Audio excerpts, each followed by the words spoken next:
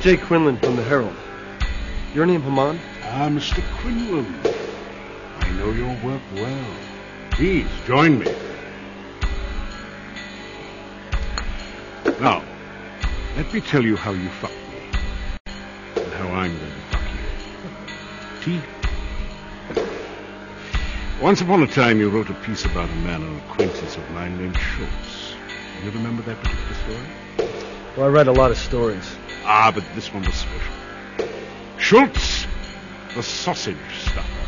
I have such a way with words. Schultz was a meat packer who had the ingenious idea of using the discarded intestines of various and sundry bovines to transport, shall we say, illicit pharmaceuticals. And you knew the man? My dear Mr. Quinlan, Schultz was a meat packer, a butcher, a bovine himself. I owned Mr. Schultz. When your story revealed exactly how bad sausage was for the health of the citizenry, Mr. Schultz was out of business. I was out of business!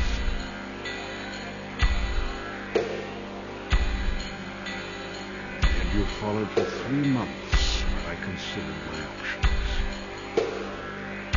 Is this a bad time because I can always come back? Absolutely not. Now for the fun part. This is where I get to tell you how I'm going to fuck you. Will there be actual fucking involved? Very amusing, Mr. Quinlan, but I don't think you understand. You see, I own you. Instead of killing you, I decided that I should rather own the reporter. That way I might better avoid future, shall we say, disadvantageous publicity. Only. What'd you have in that teacup, anyway? Well, for all intents and purposes, your ass, my boy. You couldn't print anything on me if you wanted to. Now let me ask you something. How well do you know Mr. Dodds? Ben Dodds? What's he have to do with this? It was a dark and stormy night, Mr. Quinn. A young woman was sobbing before the desk of her father. Her father was the city's most respected editor, one Benjamin Dodds. The woman should have been shedding tears of joy. She had just won national acclaim for a brilliant expose on the city's fledgling mayor. Eventually it led to his expulsion. But on that particular evening she was crying, because her father had just discovered that her story was based on research that never took place. Sources that didn't exist. You're lying. On the contrary, Ben Dodds is the liar. In fact, worse, you see, he managed to hush the whole affair. Not a word of retraction or correction ever saw the light of day. Not even when the ex-mayor subsequently killed himself. What? A story that the Herald did run. Now, how do you think the world would react, Mr. Quinlan, should it be discovered that the respected Ben Dodds, held by his peers as the paradigm of journalistic integrity, had actually perpetrated an untrue story that resulted in a man's death, and did so as an act of nepotism? Then I guess we have an understanding. I won't print anything about you. For now. I've been in Berman's well at Pan Financial. I've seen the documents. I know you own Berman. Very well.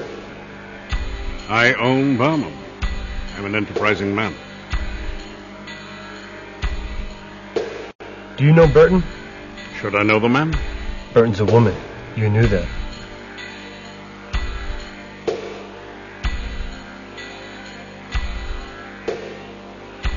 What was the name of the monkey in the bed next to you when Burton was treating you? How much do you want, Mr. Quinn? I want information, not money. I know that you and Burton have something cooking. I want to know what she's selling to you, and what she's doing with the money. I suggest you take the money, Mr. Quinlan. If you know as much as you say you do, then you are a threat. And I shall have to kill you.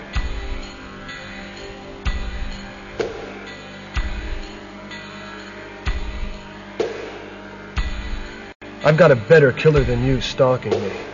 I'm gonna nail the Ripper. Nothing else matters. The Ripper? Is that what this is about? It is nasty business even by my standards. Very well. Dr. Burton supplies me with empathic death resonances that I then duplicate and sell on the black market at immense profit. As for the money I pay her, I couldn't care less what she does with it. Death resonances.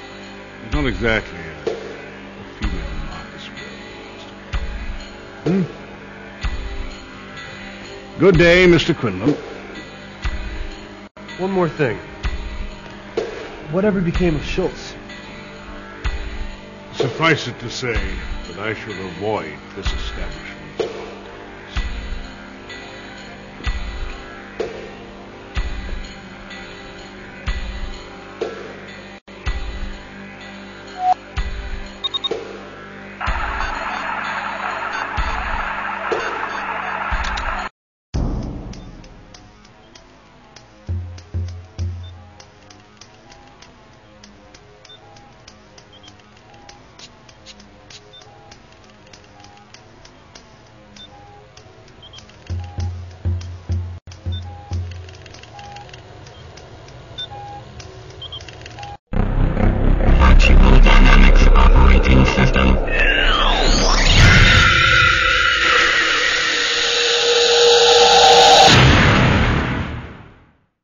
Exit cyberspace. Falconetti's well. Weapon 2. Weapon 1. Warp space.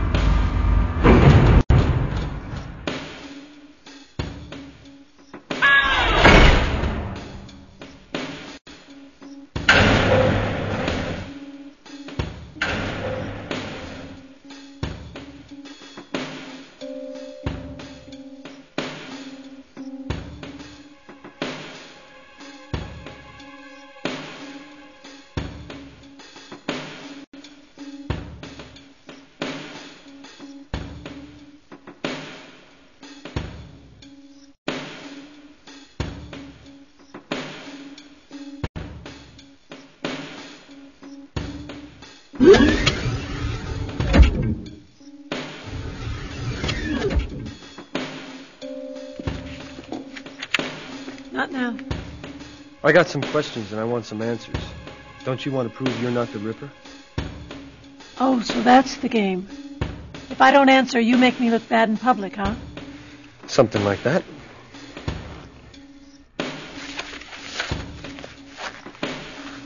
You have 5 minutes.